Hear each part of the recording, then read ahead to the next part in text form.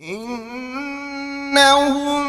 كانوا قبل ذلك محسنين كانوا قليلا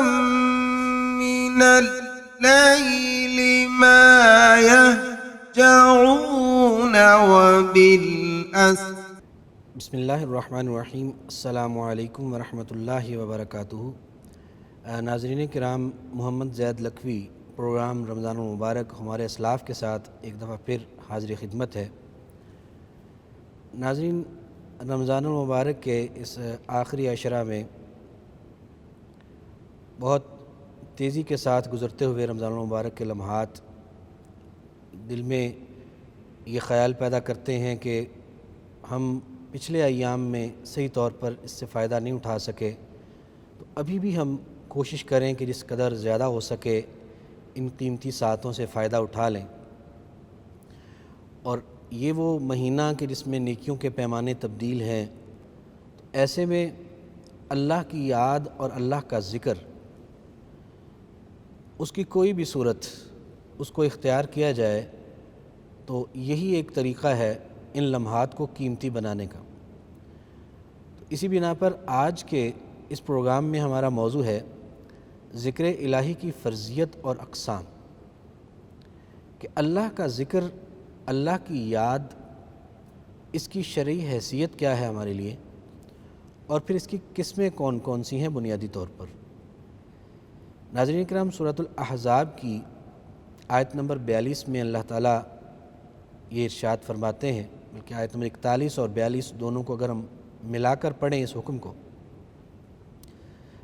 یا ایھا الذین آمنوا، اے ایمان والو،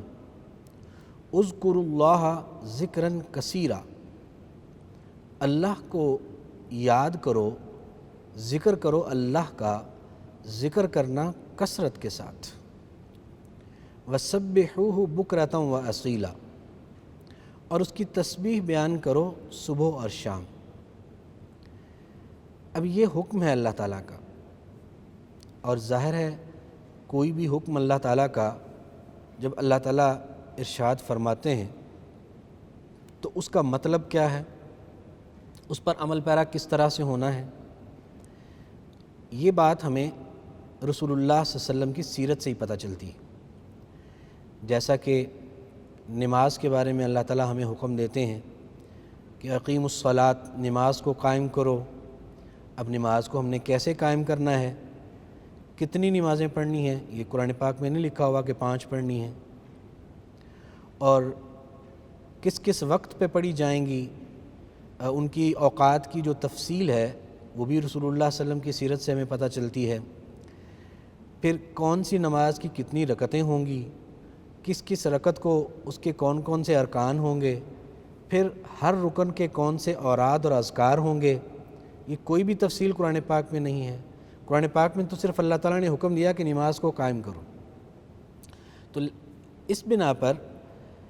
جس طرح سے نماز کو قائم کرنے کے بارے میں ہمیں پتہ چلتا ہے رسول اللہ صلی اللہ علیہ وسلم کی سیرت سے، اور اللہ کا جو حکم قرآن پاک میں موجود ہے اس پر ہم نے کس طرح سے عمل پیرا ہونا ہے، وہ یقیناً ہمیں رسول اللہ صلی اللہ علیہ وسلم کی سیرت ہی بتاتی ہے. تو یہ حکم بھی اللہ تعالیٰ کا، اس پر بھی رسول اللہ صلی اللہ علیہ وسلم نے عمل کر کے دکھایا ہمیں. تو کیا مطلب ہے اس حکم کا کہ اے ایمان والو، ذکر کرو اللہ کا، ذکر کرنا کثرت کے ساتھ، بہت زیادہ ذکر کرو اللہ تعالیٰ کا. اور پھر وسبحوہ بکرۃ واصیلا، صبح و شام اپنے رب کی تسبیح بیان کرو. اس کا بھی کیا مطلب ہے وہ ہمیں رسول اللہ صلی اللہ علیہ وسلم کی سیرت سے پتہ چلے گا. سب سے پہلے ہم ذکر کا مفہوم سمجھیں کہ ذکر کا مطلب کیا ہے. ذکر کا لفظی معنی یاد ہے، اور اس یاد کو 2 انداز میں ہم سمجھ سکتے ہیں. ایک، ذکر کا مطلب ہے تذکرہ کرنا. مثال کے طور پہ میں اپنے باپ دادا کا کہ کسی واقعہ کا آپ کے سامنے تذکرہ کرتا ہوں، تو اس تذکرہ کرنے کو بھی یہ کہا جا سکتا ہے کہ میں نے اپنے باپ دادا کا آپ کے سامنے ذکر کیا ہے. تو کیونکہ وہ بھی باپ دادا کی یاد ہے اور ان کا تذکرہ ہے. تو یہ ایک معنی ہے جو کہ کسی انسان کے بارے میں بھی ہم کر سکتے ہیں، اس کا ذکر کر سکتے ہیں، اس کا تذکرہ کر سکتے ہیں تذکرہ کے معنوں میں۔ ایک ذکر کا معنی ہے کہ کسی ذات کا نام لے کر اس نام کو بار بار اپنی زبان پر دہرانا، تاکہ اس ذات کے ساتھ اس شخص کا جو تعلق ہے اور قرب ہے اس کا اظہار ہو، اس ذات کی خوشنودی حاصل ہو، اور اس کے نام کو بار بار دہرایا جائے، اس کے ساتھ منسلک کلمات کو بار بار دہرایا جائے اس کو راضی کرنے کے لیے۔ یہ جو ذکر ہے، یعنی کسی کے نام کا ذکر کرنا، اس کے نام کو بار بار اپنی زبان پر لانا اس کی خوشنودی اور رضا کے لیے، یہ صرف اللہ کے لیے کیا جا سکتا ہے۔ یہ ذکر کسی بھی اور ذات کے لیے جائز نہیں ہے کہ کسی فرشتے کے نام کو ہم پکارنا شروع کر دیں بار بار، کسی نبی کے نام کو ہم بار بار پکارنا شروع کر دیں اور کہیں کہ ہم اس نبی کا ذکر کر رہے ہیں۔ ایک بلکہ اس موقع پر یہ غلط فہمی ہمارے، کیونکہ بہت سارے نعت یا اشعار کے اندر اس طرح کی غلط فہمیاں پیدا ہوتی ہیں اذہان کے اندر، کہ جیسے ایک بڑا معروف شعر پڑھا جاتا ہے عام طور پہ مجالس کے اندر کہ ذکر خدا کرے ذکر مصطفیٰ نہ کرے، منہ میں ہو ایسی زباں خدا نہ کرے، کہ اب اس سے دونوں مطلب جو میں نے عرض کیا، ایک تذکرہ والا مطلب ہے اور ایک ذکر والا مطلب ہے۔ اگر ہم تذکرہ اور ذکر کے فرق کو نہیں سمجھتے ہیں تو ہو سکتا ہے کہ ہم کہیں شرک کا ارتکاب کر رہے ہوں، اس لیے کہ اگر تو اللہ تعالیٰ کا تذکرہ جہاں ہو وہاں پر رسول اللہ صلی اللہ علیہ وسلم کا تذکرہ نہ ہو تو یہ تو ممکن ہی نہیں ہے۔ ظاہر ہے اللہ کی پہچان ہی ہمیں رسول اللہ صلی اللہ علیہ وسلم نے کروائی ہے، تو جہاں اللہ کے تذکرے ہوں گے وہاں اللہ کے رسول کے تذکرے لازماً ہوں گے، تو اس میں تو کوئی حرج نہیں ہے۔ لیکن اگر ہم یہ شعر اس سوچ کے ساتھ پڑھتے ہیں یا یہ اس کا مفہوم سمجھتے ہیں کہ جیسے اللہ تعالیٰ کے نام کا ورد اور وظیفہ کرنا اور ذکر کرنا ضروری ہے، اسی طرح سے نعوذ باللہ اگر رسول اللہ صلی اللہ علیہ وسلم کے نام کا اسم مبارک کا جو وظیفہ کرنا یا ذکر کرنا ضروری ہے تو یہ شرک کے مترادف ہے۔ تو یہ ایک ضمنی طور پہ بات تھی، لیکن ہمیں سمجھنا ہے یہ فرق ذکر کے حوالے سے کہ ذکر کے دو مفہوم ہیں۔ ایک ذکر کا مفہوم تذکرہ ہے جو کسی انسان کا بھی ہو سکتا ہے، کسی بھی مخلوق کا ہو سکتا ہے، لیکن ایک ذکر سے مراد ورد اور وظیفہ ہے، اور ورد اور وظیفے کے طور پر جو کلمات ہیں وہ اللہ کی طرف سے وہ مقرر کردہ ہوں گے، اور ان کی ادائیگی کا طریقہ کار بھی، ان کے الفاظ بھی، انداز بھی، پھر اوقات کا تقرر بھی وہ اس طرح سے ہی ہوگا جیسے اللہ اور اس کے رسول نے مقرر کر دی ہیں۔ میری یہاں پر جو مراد ہے اور اللہ تعالیٰ نے یہاں پر جو ہمیں حکم دیا ہے وہ اللہ کی یاد کا کثرت کے ساتھ، یہاں دونوں یادیں مراد ہیں۔ ایک تو اللہ تعالیٰ کی ذات کے تذکرے بھی ہیں، لیکن بنیادی طور پر جو بات سمجھ میں آتی ہے کہ جو صبح و شام بھی تسبیح بیان کرنا اور کثرت کے ساتھ اللہ کا ذکر کرنا، یہاں اس سے مراد صرف وہ ذکر ہے اللہ کا جس سے مراد ورد اور وظیفہ ہے۔ تو اللہ کے نام کا ورد اور وظیفہ، اللہ کے نام کے ساتھ منسلک اوراد کو کثرت کے ساتھ کرنا اور صبح و شام اللہ تعالیٰ کی تسبیحات بیان کرنا، یہ اللہ تعالیٰ کا حکم ہے۔ اب اس حکم کی تعمیل کیسے ہوگی؟ کون کون سے اذکار کیے جائیں گے، ان کے کلمات کیا ہوں گے، یہ ہمیں رسول اللہ صلی اللہ علیہ وسلم کی سیرت سے پتہ چلے گا۔ پھر ان کلمات کی ادائیگی کا انداز کیا ہوگا، ان کو گن کر کیا جائے گا یا بغیر گنتی کے کیا جائے گا، یہ بھی رسول اللہ صلی اللہ علیہ وسلم طے فرمائیں گے۔ جس چیز کو آپ نے گن کر کرنے کا کہا وہ ہمیں بھی گن کر کرنا وہ عبادت بنے گا، اور جس کو اللہ کے رسول نے بغیر گنتی کے بتایا وہ ہمارے لیے بھی بغیر گنتی کے ہے۔ ہم خود سے اللہ کی، کیونکہ اللہ کا ذکر اللہ کی بندگی ہے، اور اللہ کی بندگی کے طریقے رسول اللہ صلی اللہ علیہ وسلم مقرر فرماتے ہیں، اس میں ہم خود اپنی مرضی سے تقرر نہیں کر سکتے کہ اذکار کے الفاظ کا تعین خود کر لیں، انداز کا تعین خود کر لیں، تعداد کا تعین خود کر لیں، اوقات کا تعین خود کر لیں، تو یہ تو پھر وہ جو اللہ کا حق ہے اور اللہ کے رسول کا حق ہے وہ ہم نے اپنے ہاتھ میں لے لیا۔ تو اذکار اور اوراد کے اعتبار سے بہت زیادہ محتاط رہنے کی ضرورت ہے، کیونکہ ہمارے معاشرے میں، ہماری عملی زندگی میں ہم بہت زیادہ اس چیز میں ملوث ہو چکے ہیں کہ بہت سارے ایسے اوراد اور اذکار ہم کرتے ہیں جو سنت سے مطابقت نہیں رکھتے، بہت سارے اذکار اور اوراد کے انداز ایسے ہم اختیار کرتے ہیں جو سنت سے مطابقت نہیں رکھتے۔ مثال کے طور پر نماز کے لیے اذان ہوتی ہے، اذان کے بعد جو دعا مسنون ہے اس میں بھی ہم نے الفاظ کا اضافہ کیا ہوا ہے کہ جب مقام محمود کا تذکرہ آتا ہے تو وہاں پر والدرجۃ الرفیع کے الفاظ ہم نے خود شامل کیے ہوئے ہیں جو کسی صحیح حدیث سے ثابت نہیں ہے۔ روزہ افطار کرتے ہوئے ہم نے دعا پڑھنی ہے، رسول اللہ صلی اللہ علیہ وسلم نے دعا ہمیں سکھائی جو ایک روایت میں موجود ہے، وہ بھی روایت مرسل ہے کہ اللہم لک صمت وعلی رزقک افطرت، اس میں ہم نے وبک آمنت کے الفاظ خود شامل کیے ہوئے ہیں۔ تو یہ جو انداز ہے ہمارا، یہ غیر محتاط انداز ہے۔ اللہ کا ذکر، اللہ کی یاد ہر موقع پر، اس کے لیے اوراد کا تعین بھی رسول اللہ صلی اللہ علیہ وسلم نے فرمانا ہے کہ الفاظ کیا ہوں گے، اوقات کا تعین بھی رسول اللہ صلی اللہ علیہ وسلم نے فرمانا ہے کہ وہ کس وقت پر ادا ہوگا، انداز کیا ہوگا۔ انداز کے حوالے سے میں عرض کروں کہ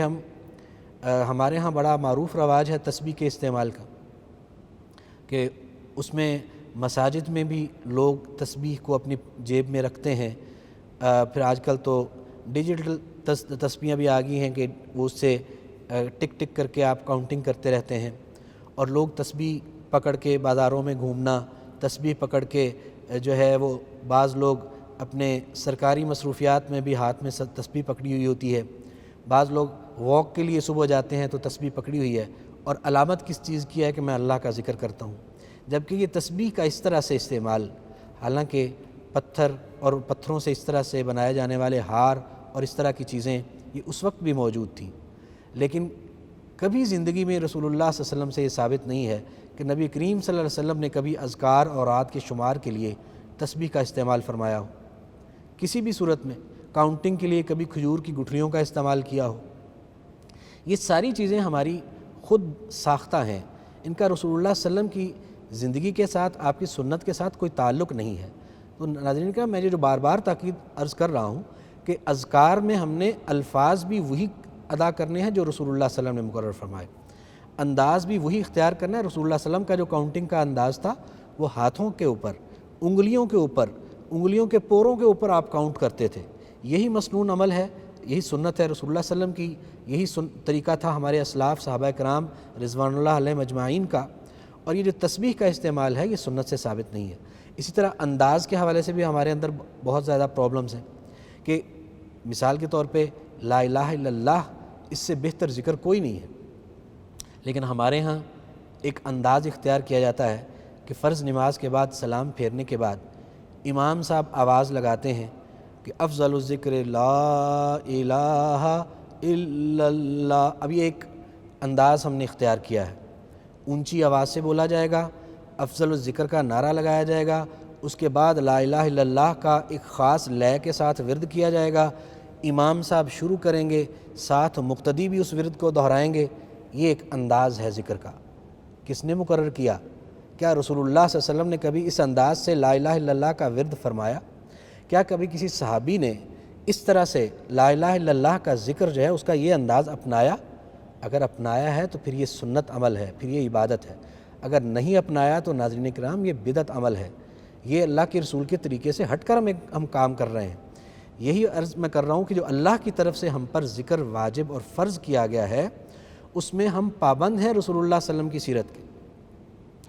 وہی اذکار جو اللہ کے رسول نے کیے، وہی انداز جو رسول اللہ صلی اللہ علیہ وسلم نے اختیار فرمایا، وہی تعداد جو اللہ کے رسول نے مقرر کی۔ یہ نہیں کہ اللہ کے رسول فرمائیں کہ تم شفا کے لیے سورہ فاتحہ پڑھو، ہم کہیں جی سورہ فاتحہ شفا کے لیے 41 دفعہ پڑھی جائے۔ بھئی کس نے کہا ہے آپ سے کہ 41 دفعہ پڑھنا ہے؟ کیا اللہ کی طرف سے آپ کو وہی آئی ہے یا رسول اللہ صلی اللہ علیہ وسلم نے آپ کو بتایا ہے کسی صحیح حدیث میں کہ 41 دفعہ سورہ فاتحہ پڑھنی ہے؟ کہیں نہیں ہے، ہم خود سے یہ تعداد کا تعین کر دیتے ہیں۔ تو ناظرین اکرام، یہ جو ایسی چیزیں ہیں جو ذکر الہی کی فرضیت کے حوالے سے ہمارے اندر بہت ساری خرابیاں آ چکی ہیں،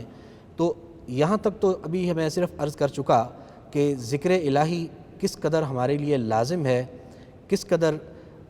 ہمارے لیے ضروری ہے، اور اس پر عمل پیرا ہونے کے لیے ہمیں کیا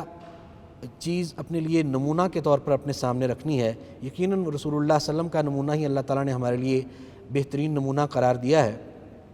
کہ لقد کان لکم فی رسول اللہ اسوۃ حسنہ۔ تو جو اللہ کے رسول کا طریقہ ہے وہی اپنا کر ہم اللہ کے اس حکم کی صحیح تعمیل کر سکتے ہیں۔ ابھی ذکر کی فرضیت کے حوالے سے بھی کچھ گزارشات باقی ہیں۔ اس وقت بریک کا وقت ہوا چاہتا ہے، ابھی حاضر ہوتے ہیں بریک کے بعد۔ السلام علیکم ورحمۃ اللہ وبرکاتہ۔ إنهم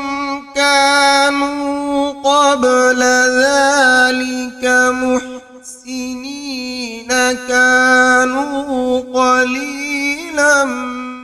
إنهم كانوا قبل ذلك محسنين كانوا قليلا السلام علیکم ورحمۃ اللہ وبرکاتہ۔ بریک کے بعد خوش آمدید۔ تذکرہ ہو رہا تھا اللہ تعالیٰ کی طرف سے ہمارے اوپر کیے گئے ذکر کی فرضیت کا، کہ اللہ تعالیٰ نے ہمیں حکم دیا ہے کہ اپنے رب کو، اللہ کو کثرت سے یاد کرو اور صبح و شام اس کی تسبیح بیان کرو۔ تو اس کی فرضیت کے بارے میں دیگر قرآن و حدیث کی روشنی میں رہنمائی لینے سے پہلے میں عرض کر رہا تھا کہ ذکر کا مطلب کیا ہے، اور اس میں پھر میں نے عرض کیا کہ جو اللہ کا ذکر کثرت سے کرنے کا مطلب وہی ہوگا کہ وہ اوراد بھی وہ ہوں گے جو اللہ کے رسول مقرر فرمائیں، انداز وہ ہوگا جو اللہ کے رسول مقرر فرمائیں، تعداد بھی وہ ہوگی جو اللہ کے رسول مقرر فرمائیں، اوقات بھی وہی مقرر کیے جا سکیں گے جس کو اللہ کے رسول مقرر کر دیں، کیونکہ اللہ کی عبادت ہے۔ اب ذکر کی اقسام کو بھی تھوڑا سا ضمنی طور پہ ہم سمجھ لیں کہ ذکر ہے کتنی قسم کا، اور اس کے بعد پھر میں ذکر کی فرضیت کے حوالے سے دیگر قرآن و سنت سے جو ہدایات ہیں ان کی طرف آتا ہوں۔ ذکر جو ہے یہ تین طرح سے ہے، اللہ کی یاد کی تین اقسام ہم کہہ سکتے ہیں۔ ایک تو ہے قلبی ذکر، کہ دل انسان کا اللہ کی طرف متوجہ رہے، وہ قلبی طور پر کبھی بھی اللہ کی طرف توجہ سے غافل نہ ہو، ہر لمحہ وہ اپنے مالک کی طرف اس طرح سے متوجہ رہے کہ میں اس مالک کا بندہ ہوں، وہ میرا مالک ہے، وہ ہر وقت مجھے دیکھ رہا ہے، میں اس کی نظر میں ہوں، مجھ سے کوئی کام ایسا رہ نہ جائے جو اس کا حکم ہے، مجھ سے کوئی ایسا کام ہو نہ جائے جس سے اس نے منع کیا ہے۔ تو وہ پھر زندگی کے ہر لمحے میں وہ کام کر رہا ہوتا ہے، کاروبار کر رہا ہوتا ہے، نماز پڑھ رہا ہوتا ہے، فارغ بیٹھا ہوتا ہے، تو یہ احساس ہر وقت اس کے دل میں رہتا ہے، اپنے مالک کی طرف اس کی توجہ رہتی ہے، اس کا دل اللہ سے جڑا رہتا ہے۔ یہ قلبی ذکر ہے، یہ ذکر کی قلبی کیفیت ہے۔ دوسرا جو ذکر کا پہلو ہے یا ذکر کی جو دوسری قسم بنتی ہے وہ لسانی ذکر ہے، کہ زبان سے اللہ کو یاد کرنا، اس مالک کو زبان سے پکارنا، اس کے نام کا ورد اور وظیفہ کرنا، اس کے سکھائے ہوئے اوراد، اذکار، دعائیں اور مناجات جو رسول اللہ صلی اللہ علیہ وسلم کے ذریعے اس مالک نے سکھائے ہیں، ان الفاظ کے ذریعے سے اس مالک کا قرب حاصل کرنا اور اس کی توجہ حاصل کرنا اور اس سے التجائیں اور دعائیں کرنا، یہ ایک لسانی ذکر ہے اور زبانی ذکر ہے۔ اور تیسری قسم ذکر کی وہ جسمانی ذکر ہے، کہ جسمانی طور پر انسان ایسے حرکات و سکنات کو اختیار کرے کہ جن سے یہ اظہار ہو کہ یہ بندہ اللہ کا ہے اور یہ جو کچھ کر رہا ہے یہ اپنے اللہ کے لیے کر رہا ہے۔ اس کے حرکات و سکنات یہ بتاتی ہوں کہ یہ اپنے مالک کی یاد میں ایک مجسم شکل اختیار کر چکا ہے۔ تو ناظرین کرام، نماز ایک ایسی عبادت اللہ تعالیٰ نے بنائی ہے کہ یہ اللہ کے ذکر کی تینوں اقسام کو پیش کرتی ہے۔ تینوں قسمیں اللہ کے ذکر کی نماز کے اندر اکٹھی ہو گئی ہیں، کہ نماز میں انسان اپنے مالک کے سامنے ہاتھ باندھ کے کھڑا ہوتا ہے، دل اس کا اپنے رب کی طرف متوجہ ہوتا ہے، اور وہ قلبی ذکر کی کیفیت میں بھی ہوتا ہے۔ پھر زبان سے الفاظ ادا کرتا ہے، اللہ کی تکبیر، تسبیح اور تحمید بیان کرتا ہے، یہ اس کا لسانی ذکر ہے۔ وہ جو ہاتھ باندھ کے کھڑا ہے، سر جھکا کے کھڑا ہے، رکوع کرتا ہے، سجدہ کرتا ہے، یہ ساری اس کی جسمانی اذکار ہیں۔ وہ اپنے حرکات و سکنات سے اپنے مالک کے ساتھ اپنے تعلق کا، قرب کا اور عاجزی کا اظہار کر رہا ہے، یہ اس کا جسمانی ذکر ہے۔ تو ناظرین کرام، یہ تو تذکرہ تھا اللہ کے ذکر کا، وہ جو حکم دیا مالک نے کہ کثرت سے ذکر کرو اپنے مالک کا، اور صبح و شام تسبیح بیان کرو اپنے مالک کی، اور اس پر عمل پیرا ہونے کے لیے جو سب سے بنیادی صورت ہے اللہ کے ذکر کی، تمام اقسام کی ادائیگی کی، وہ پنجگانہ نماز کو قائم کرنا ہے۔ جو شخص 5 وقت کی نماز قائم کرتا ہے، اور یہ رسول اللہ صلی اللہ علیہ وسلم کی سیرت میں سے بھی سب سے زیادہ جس ذکر کا اہتمام رسول اللہ صلی اللہ علیہ وسلم نے فرمایا، اور جس ذکر کی تاکیدیں اللہ کے رسول اپنی آخری بیماری میں بھی امت کو کرتے گئے، وہ نماز کو وقت پہ ادا کرنا تھا۔ کیوں کہ یہ اللہ کی یاد کی سب سے بڑی صورت ہے، اور کسی مسلمان کے اللہ سے تعلق جوڑے رکھنے کا سب سے بڑا ایک عمل ہے کہ روزانہ 24 گھنٹے میں 5 وقت وہ مالک کے سامنے ہاتھ باندھ کے کھڑا ہوتا ہے، قلبی ذکر کرتا ہے، لسانی ذکر کرتا ہے، جسمانی ذکر کرتا ہے، اور یہ بہترین ذکر کا ذریعہ ہے اللہ کی یاد کا اور اللہ کے ساتھ تعلق کو جوڑنے کا۔ تو ناظرین کرام، یہ جو ذکر کی اقسام ہیں، ان کو سمجھنا، اور پھر ان تمام ذکر کی اقسام کو جو کہ رسول اللہ صلی اللہ علیہ وسلم نے ہمارے لیے نماز کے علاوہ بھی جن کا تعین فرمایا ہے، ان کو پہچاننا اور ان کے مطابق اپنی زندگی کو ڈھالنا، یہ ہمارے لیے بہت ضروری ہے۔ ورنہ جس طرح سے اقیم الصلاۃ کی صورت میں ہمیں نماز قائم کرنا ہم پر فرض ہے، اور اگر ہم نہیں کرتے تو ہم مجرم ہیں، اسی طرح سے جب اللہ تعالیٰ ہمیں یہ حکم دیتے ہیں کہ اے ایمان والو، اللہ کو کثرت سے یاد کرو، صبح و شام اس کی تسبیح کرو، اور اگر ہم نہیں کرتے تو پھر ہم اللہ کے اس حکم میں اس کے مجرم ہیں۔ ناظرین اکرام، سورۃ المنافقون میں اللہ تعالیٰ نے آیت نمبر 9 میں مزید اس فرضیت کے بارے میں وضاحت فرمائی۔ اعوذ باللہ من الشیطان الرجیم، یا ایھا الذین آمنوا، اے ایمان والو، لا تلہکم اموالکم ولا اولادکم عن ذکر اللہ، تمہیں تمہارے مال اور تمہاری اولادیں اللہ کے ذکر سے غافل نہ کر دیں۔ ومن یفعل ذالک، اور جس نے یہ کر لیا، کیا مطلب کہ وہ اولاد اور مال کے بکھیڑوں میں پڑ کے وہ اللہ کے ذکر سے غافل ہو گیا، تو فاولئک ھم الخاسرون، یہی لوگ ہیں جو گھاٹا پانے والے لوگ ہیں، جو دنیا میں بھی گھاٹے میں ہیں اور آخرت میں بھی گھاٹے میں ہیں۔ کیونکہ ہمارے جو اللہ کی یاد سے غافل کرنے والی سب سے بڑی یہی 2 چیزیں ہیں۔ بنیادی طور پر اپنے کنبے قبیلے کی فکر، اس کے لیے معاش کی فکر، ان کی ضروریات کی فکر، ان کے جذبات کی فکر، اور ان کو آرام اور سکون پہنچانے کی فکر اپنی اولاد کو، پھر اس کے لیے معاش، اس کے لیے مال کمانا، اور مال کمانے میں پھر محنت، مشقت، مزدوری، کاروبار، مصروفیات، یہی 2 چیزیں ہیں جو ایک انسان کو اللہ سے دور کرتی ہیں، اللہ کے ذکر سے غافل کرتی ہیں۔ اور اللہ تعالیٰ نے سورۃ المنافقون کی اس آیت نمبر 9 میں ناظرین کرام ہمیں متنبہ فرما دیا کہ اے ایمان والو، تم پر میری یاد جو ہے وہ فرض ہے، تم نے کثرت سے مجھے یاد کرنا ہے، صبح و شام میری تسبیح کرنی ہے، لیکن دھیان رکھنا کہ لا تلہکم اموالکم ولا اولادکم عن ذکر اللہ، تمہارے یہ مالوں کی محبت اور مالوں کی ضرورت اور طلب اور یہ اولادوں کی چاہت، یہ تمہیں کہیں میرے ذکر سے غافل نہ کر دے،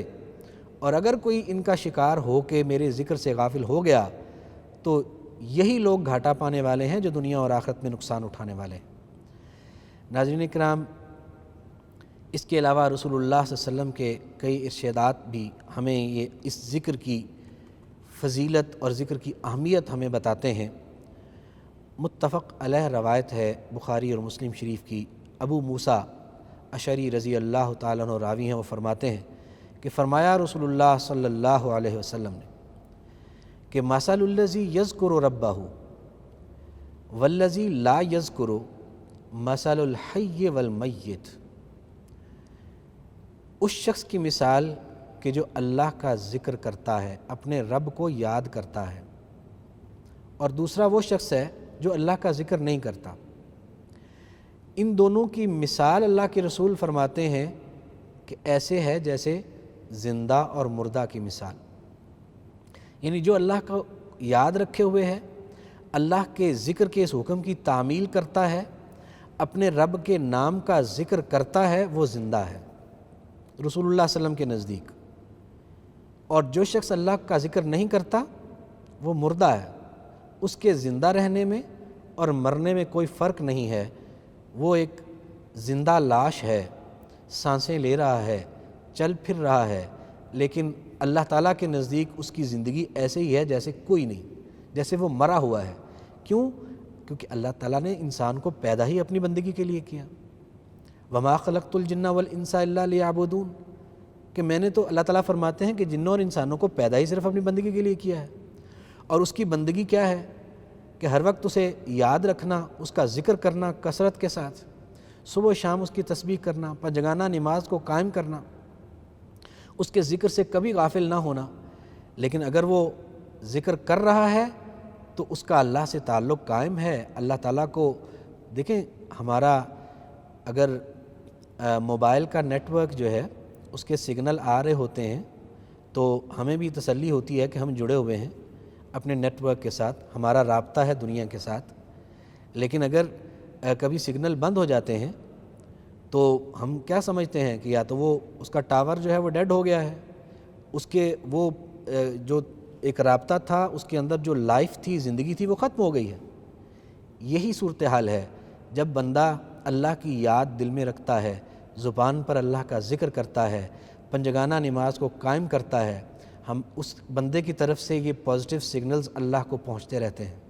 اللہ تعالیٰ کے نزدیک وہ بندہ زندہ ہے۔ رسول اللہ صلی اللہ علیہ وسلم فرماتے ہیں کہ اپنے رب کو یاد کرنے والا، اس کی مثال ایسے ہی ہے جیسے زندہ کی ہے۔ اور جس کے سگنل ہی مالک کو جانے بند ہو گئے، اس کا مالک سے رابطہ ہی ٹوٹ گیا، اس کے سگنل ڈیڈ ہو گئے، وہ اپنے رب کو یاد ہی نہیں کرتا، وہ ذکر ہی نہیں کرتا، وہ نماز ہی نہیں پڑھتا، تو ایسے بندے کے سگنل جب اللہ کو نہیں پہنچتے تو رسول اللہ صلی اللہ علیہ وسلم فرماتے ہیں کہ اللہ کا ذکر نہ کرنے والے کی مثال ایسے ہی ہے جیسے کوئی مردہ ہے۔ ناظرین کرام، یہ اللہ کی بندگی کے احکامات اور ان کے تقاضوں کو پورا کرنا یہ کوئی آپشن نہیں ہے، یہ فرض ہے اللہ کی طرف سے،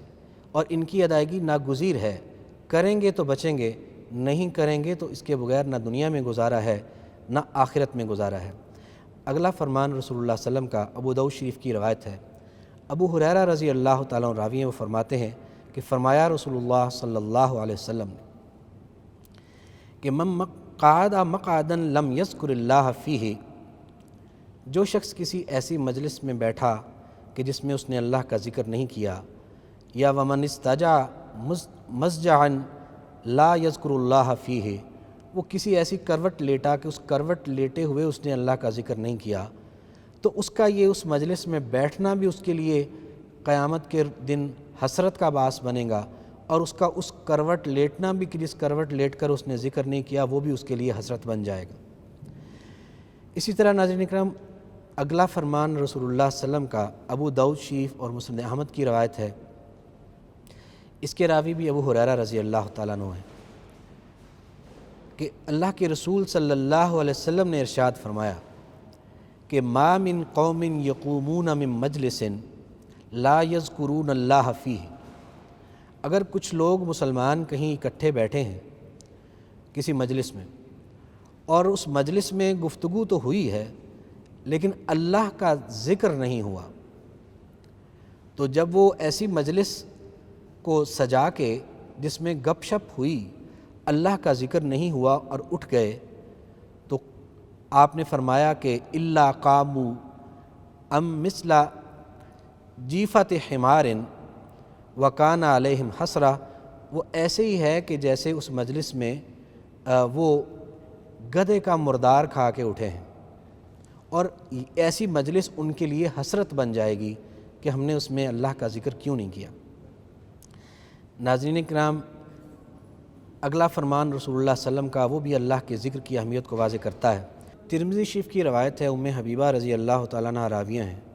انہوں نے فرمایا کہ رسول اللہ صلی اللہ علیہ وسلم نے ارشاد فرمایا کہ کل کلام ابن آدم، آدم کے بیٹے کی ہر بات، آدم کے بیٹے کے منہ سے نکلا ہوا ہر لفظ علیہ، وہ اس کے اوپر بوجھ ہے، وہ اس کے ذمے ہے، کیونکہ اللہ تعالیٰ نے ہمیں قرآن پاک میں یہ بات سمجھا دی ہے نا کہ ہمارے دائیں بائیں 2 فرشتے بیٹھے ہیں،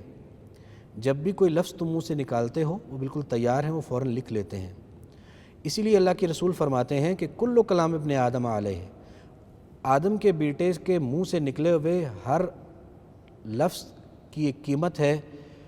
وہ اسے ادا کرنا ہے، وہ اس کے اوپر بوجھ ہے۔ لا لہو، وہ اس کے لیے نہیں ہے۔ اللہ اکبر، یعنی بڑے معنی خیز الفاظ ہیں۔ علیہ، اس پر ہے، بوجھ ہے۔ لا لہو، اس کے لیے نہیں ہے کہ وہ اس کو فائدہ پہنچائے۔ فرمایا کہ اللہ امر بمعروف او نہا عن منکر او ذکر اللہ، 3 چیزیں ایسی ہیں کہ جو اس کے لیے ہیں، اس پر بوجھ نہیں بنے گی کہ منہ سے اس نے الفاظ نکالے، لیکن الفاظ یہ تھے یا تو وہ نیکی کا حکم دے رہا تھا، یا دوسرے الفاظ یہ تھے کہ جب وہ بولا تو وہ کسی برائی سے روکنے کے لیے بولا، یا تیسری چیز یہ تھی کہ وہ بولا ہے اس لیے کہ اللہ کا ذکر کرے، اللہ کی یاد کے الفاظ اس نے ادا کیے۔ یہ جو چیز ہے، یعنی امر بالمعروف، نہی عن المنکر اور اللہ کے ذکر کے لیے بولنا، یہ تو بندے کے لیے ہے، اس کو وہ فائدہ پہنچائے گا۔ اور اگر ضرورت کے علاوہ وہ بولا ہے اور کوئی وہ اس کی ضرورت نہیں تھی اور غیر ضروری الفاظ اس نے نکالے ہیں، تو وہ اس کے اوپر بوجھ ہیں جن کا اسے کل حساب دینا ہے۔ اسی طرح دوسری روایت جو ترمذی شریف کی ہے، ابن عمر رضی اللہ تعالیٰ عنہما وہ راوی ہیں، وہ فرماتے ہیں کہ رسول اللہ صلی اللہ علیہ وسلم نے فرمایا کہ لا تکثروا الکلام بغیر ذکر اللہ، اللہ کے ذکر کے بغیر زیادہ باتیں نہ کیا کرو۔ فإن کثرۃ الکلام بغیر ذکر اللہ قسوۃ للقلب، کہ اللہ کے ذکر کے بغیر زیادہ باتیں جو کی جاتی ہیں وہ دلوں کو سخت کر دیتی ہیں۔ وإن ابعد الناس من اللہ القلب القاسی، اور اللہ سے سب سے زیادہ دور لوگوں میں سے وہ لوگ ہوتے ہیں کہ جن کے دل سخت ہوتے ہیں۔ تو ناظرین کرام، ہمیں کثرت کے ساتھ اللہ کا ذکر کرنا ہے، اور وہ ذکر کرنا ہے جو اللہ کے رسول نے ہمیں سکھایا ہے، اس انداز سے کرنا ہے جیسے اللہ کے رسول نے کیا، اس تعداد میں کرنا ہے جو تعداد اللہ کے رسول نے بتائی، ان اوقات میں کرنا ہے جو اوقات اللہ کے رسول نے مقرر کیے، اور اس کی تفصیل انشاءاللہ آئندہ پروگرام میں مزید عرض کروں گا کہ الفاظ کون سے اذکار کے ہونے چاہیے، اوقات کون سے اللہ کے رسول نے مقرر فرمائے، اس کے حوالے سے انشاءاللہ آئندہ پروگرام میں تفصیل عرض کریں گے۔ آج کے پروگرام کا وقت ختم ہوا چاہتا ہے، اجازت چاہتا ہوں، فی امان اللہ، السلام علیکم ورحمۃ اللہ وبرکاتہ۔ إنه